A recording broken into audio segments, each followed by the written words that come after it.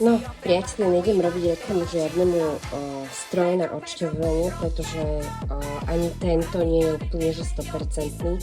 ale keď som si kedysi predávnom, a nie je to tak dávno zase, hľadala stroj na odšťavovanie, tak som našla takýto úplne jednoduchý, takže nemusíte si kupovať za strašné tisíce do 40-50 eur a možno aj menej vás na takýto typ toho odšťavovača vyjde. Ja idem dneska odšťavovať zelerovú vňať, mrkvu, zázvor a červenú repu. Nie je to nič delikátne, to treba povedať, nie je to delikátne a nechutí to úplne že skvelé a nehľadajte v tom niečo úžasné a výnimočné, pretože to tak nie je.